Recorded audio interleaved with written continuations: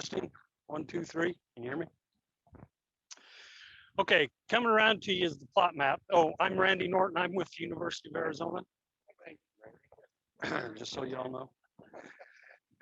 Coming around is the plot map for that Ron mentioned a little bit earlier. This, typically what we do when we plant this is we plant the entire border to a variety, a single variety. This year, because Ron switched to 30-inch rows, the Rainer switched to 30-inch rows, we could fit more in a border, and we decided rather than planting the entire border, we wanted to reduce kind of the footprint of this trial, because there are some times when some of these varieties don't perform as well as the farm average. So we want to minimize the impact to the grower. So in this particular trial, we planted 24 of the 36 rows in each border to the variety. And as that plot map comes around, you'll notice there's a plot map on the front and on the back. One of them is the plot map to this trial, which is our university variety trial. They're coming up from the back. Coming up. I know. 5 o'clock in the morning. Can you send me this? So this one, I don't have a copy. It's heading around. I don't think it's not in my handout. But this is set up just like all the rest of our trials. We've got 10 varieties out here. So basically we have 4 6-row replications in each border. And then across the road on the other side of that page is the Bayer, the Delta Pine NPE that we work with them on. 3 different locations here, Casa Grande and up in the Safford Valley. So that is on the other side of the road. You're welcome to go take a look at that. Here, I'll take one. So the one with the gap in the borders, that's this field where those power lines are. We skip those 2 borders, okay? And then the MPE on the other side of the road starts and ends at where the power lines begin, okay? So I encourage you to go out and take a look at these. If you have any questions about any of the varieties, please don't hesitate to ask. But this is very similar to what we've done over the past quite a few years. And thanks very much to the Rainers, and they're cooperating with us on these projects. We really couldn't do these projects without our grower cooperators. So thank you very much for allowing us to come out here and work with you and cause all kinds of headaches. And so thank you. All right, next one is the slide set. Now, don't be intimidated by this. Actually, let me keep one. Kyle asked me yesterday, he says, are you really going to go through 38 slides? No, I'm not. This is more for your own reference.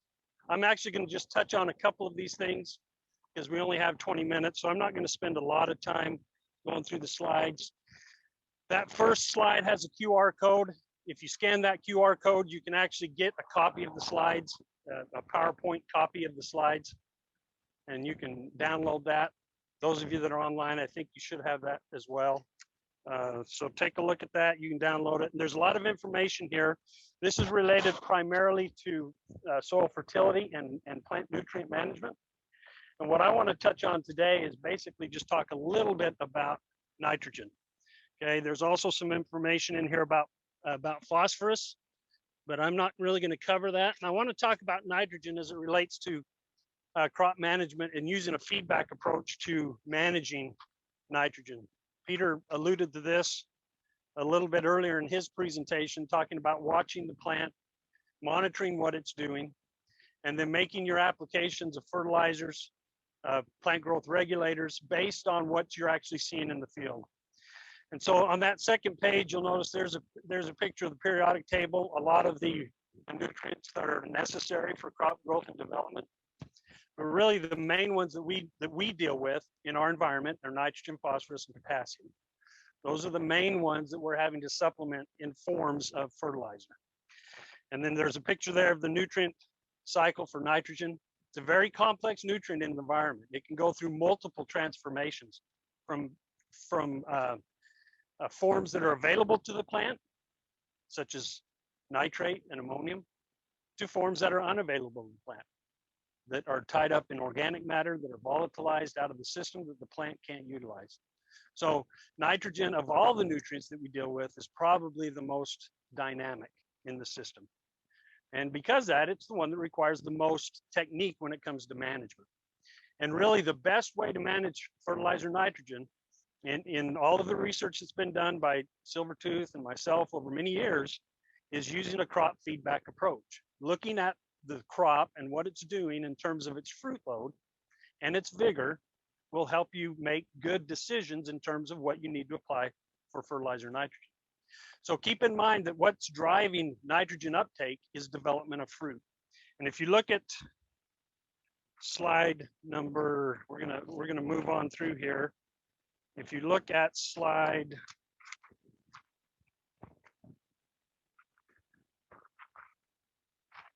number 20, it's on page 10. That's a nitrogen uptake curve. So when do you think nitrogen, the crop starts utilizing nitrogen in larger quantities? Any ideas? Yeah, when it begins to. When it starts to fruit, right? That's when we see nitrogen really start to, uptake start to increase in the plant. So right now, this crop has about 7, 8, 9 nodes on it. It's just starting to fruit. You can start to see the first initiation of pinhead squares out there. So nitrogen uptake in this crop right now is really starting to ramp up, okay? So if you look at that, if that figure there, slide number 20, okay, you can see that it maxes out at what point? Peak bloom. And then what does it do after peak bloom? It drops off pretty precipitously, right? So if you look at that uptake curve and when that crop is actually taking up nitrogen and keeping in mind that nitrogen is very dynamic in the system, it can be leached, it can be lost through volatilization, when would be the best time to apply that nitrogen? As it coincides with uptake, right? So a lot of the research that was done back in the 90s, and actually some of my dissertation actually was looking at some of this, using N15 as a tracer, a radioactive form, stable isotope of nitrogen. You can spike your fertilizer with it and trace what the fate of that nitrogen is in the system. We found that the majority of that uptake and the best way to reduce loss is to make those applications in that window of first square to peak bloom. Applications that are made prior to that are much less efficient.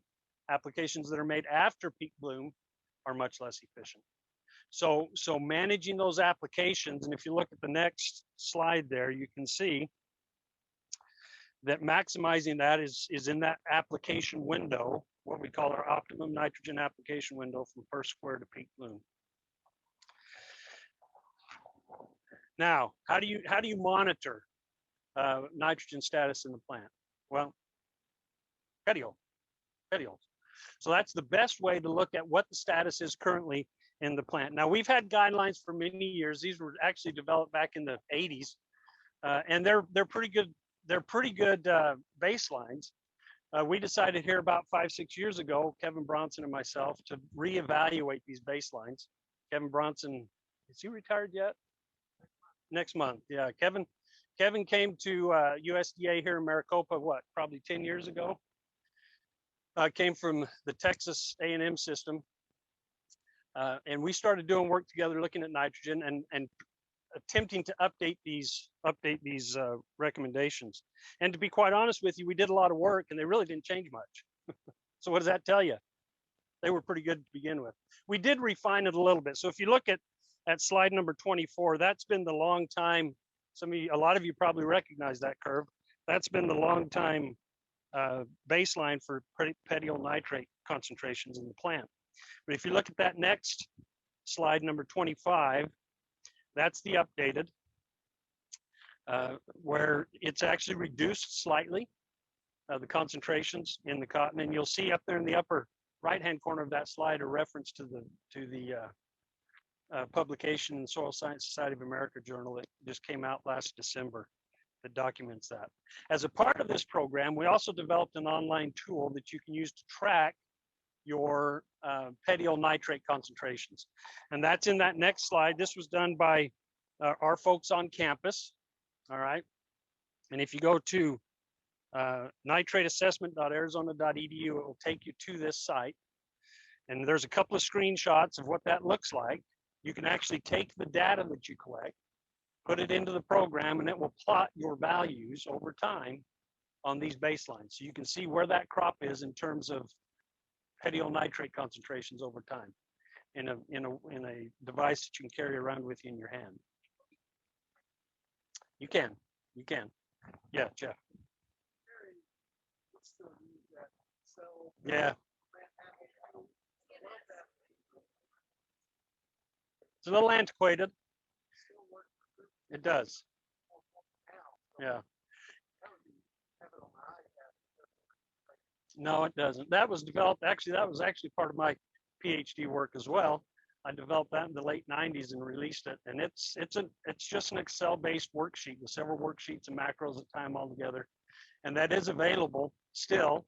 And I'm actually going to introduce a new tool here to you today that I just actually put together over the weekend. So still maybe have a few bugs, but I'll explain that to you here in a minute. But yeah, that really needs to be updated. We do have an online version of that, but it's kind of buggy and it hasn't been fully developed. But if you go to cottoncalculator.arizona.edu, and I don't have that information in here, but cottoncalculator.arizona.edu, Pedro Andrade and myself worked with the folks on campus to develop that probably, I don't know, 8 years ago.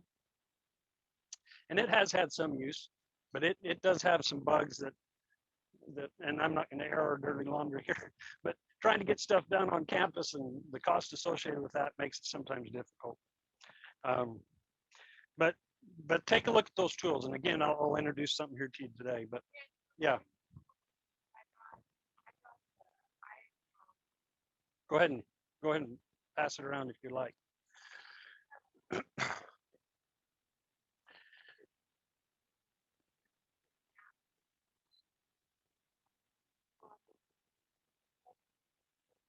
Yeah, so you basically create a bookmark to that URL and place it on the screen of your phone. So you just tap on that bookmark and it'll take you directly to that website, okay? So Karen made the point that you can just plot one point, but I just want to emphasize the power at looking at trends, the power of looking at trends. Looking at one point is good, and it gives you a snapshot of where that crop is on that date, but you could be deceived by looking at just one point. By looking at trends, it tells you a lot more, Bruce. Exactly. And where you've been.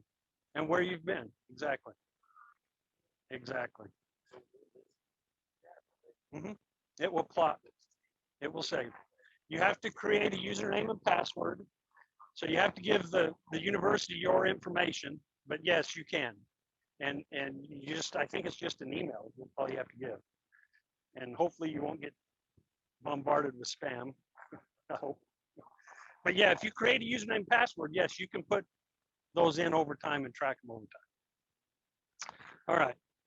And then there's some more stuff in here about phosphorus, but I'm gonna leave that to you to peruse yourself because I want to get to one last thing. The last slide here is a QR code to this new tool that I just mentioned. This is basically, again, another spreadsheet that will allow you to put up to, so the spreadsheet that Jeff mentioned earlier, you can only do one field per file. This will allow you to put up to 8 fields in one spreadsheet file.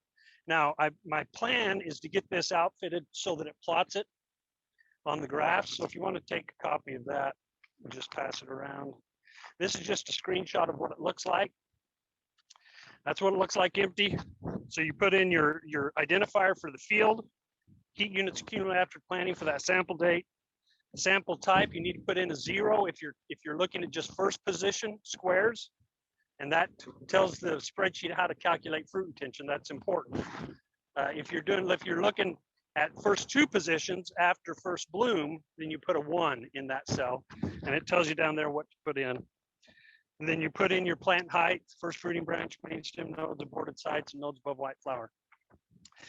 And then what it does is it takes that information that you collect. If you look on the back of that sheet, there's a sheet with the data included. It gives you your summary of what your calculated percent fruit retention, height to node ratios, nodes above white flower. And then right here, it gives you the baseline information. So this is that graph that Peter showed you, and you've all seen it. It's got the center line that's the baseline, and you have your upper and lower thresholds. And what that does is it calculates, tells you what normal is, and it tells you what the high value is for that parameter for that date and what the low value is on those baselines. And so basically what you want to be doing is tracking right along that baseline or above for fruit retention. Tracking above on height to node ratio is not necessarily a good thing. You know, you want to make sure you're managing that vegetative growth. So it tells you the normal, the high and low for height to node ratio, and the same thing for nodes above white flower. So actually, this is something that I put together. Karen requested something from me, and I put it together and sent it to her. And then I thought, well, maybe I ought to develop this into something a little more robust. So if you open up this spreadsheet, you'll notice that this is one sample date. And if you scroll down, there's 8 separate sample dates that you can put in. So you can put in as many as 8 sample dates of plant measurements. Now, I don't know anybody that does that many, but you might have someone that's very aggressive and wants to map every week. And yeah, there you go. You can put up to 8. Okay. So I encourage you to download this. I am going to continue to revise this and build in the graphs so that it will actually take the data and plot it on the graphs, and hopefully have that out here soon. And I'm doing this from a selfish perspective as well, because I use it in my program just to monitor fields that we're looking at across the state.